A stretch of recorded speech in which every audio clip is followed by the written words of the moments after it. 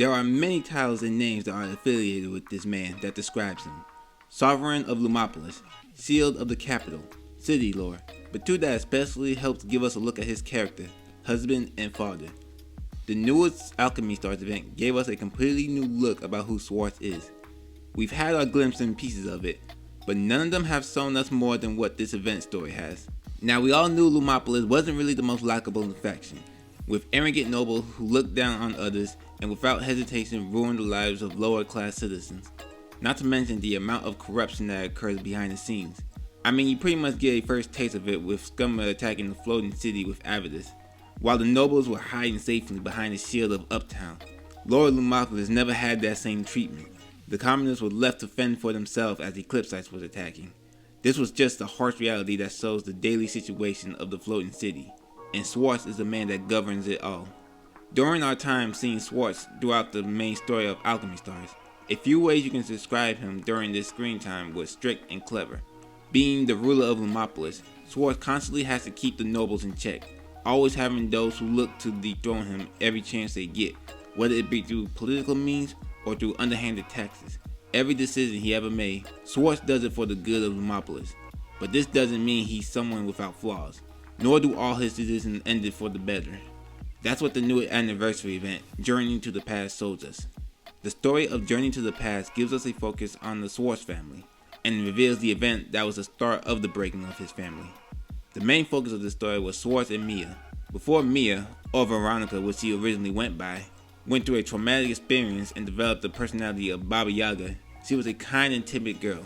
She wanted nothing more than to be acknowledged of her fighting skills by her father. Yet through the excuse of trying to be a protective father, Schwartz has done nothing but shot down all her efforts. Anytime she tried to pull off an impressive feat before him, she would be told that she would never be ready for the harsh challenges that's to come. But not only has Schwartz's strict attitude affected Mia, but his youngest Carlene and his wife Joshua also ended up being victims to his harsh nature. In this event story, through a mishap on our newly introduced character Jakeem, Navigator and others found themselves in the Lumopolis 12 years in the past. More than that, it was a day when the Kartima family committed treason by attempting to kill a young Schwartz and his family on Family Day. But Schwartz, being clever as he is, anticipated this attempt, by even going so far as using his family as bait to catch them, using the parade to make his family seem vulnerable for the assassins to attack, as he was out here playing chess while they was playing checkers. Joshua, being able to figure this all out, was not too fond of the idea, putting his own daughters in danger, labeling the entire Kartima family as criminals when not all of them was in on it, and the icing on the cake, keeping her in the dark and making all his decisions on his own. Especially when he emphasized so much to let her perform her duties as his wife and not take all the burden himself. But he never listened, continuing to push her away thinking he can solve everything himself. For Schwartz, that day in 1988 was the beginning of many regrets that he had. His eldest Mia suffered a life-threatening injury on the second Darkover crisis, then sent her to an Illumina facility to get treated, only to be experimented on by the Nia and had to be saved by Joshua. If that wasn't enough, he sent Veronica to Umberton. Alone and scared, could no longer go by the name Veronica anymore, but now referred to as Mia. But his suffering didn't end there. From what was stated, Joshua had suffered a fatal injury and soon perished, leaving him behind to look after his last remaining daughter.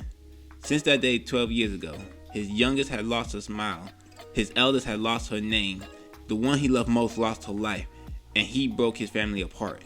In this event, we don't see the ruler of Lumopolis. We see a man that has lost everything that he had held dearest to his heart. Schwartz was constantly dealing with enemies that were looking to take his life, both outside and inside of Lumopolis. And while he was so busy living up to the name City Lord, he ended up neglecting being the husband and father his family needed. This is something that continues to eat at him to this day. For the first time, we see a whole new side of Schwartz that we've never seen before. A traumatic man, whose nightmare and regret still haunts him even now, with the only thing he can do now is keep the nobles in check, while looking after his remaining daughters from the shadows. I don't know about y'all, but I was quite hooked into this story. Although Schwartz isn't exactly my favorite character, the history of his family was something that was very intriguing to me, and this event has so far done wonders for his and Mia's character. Both still haunted by the past, both coming to the decision to go forward.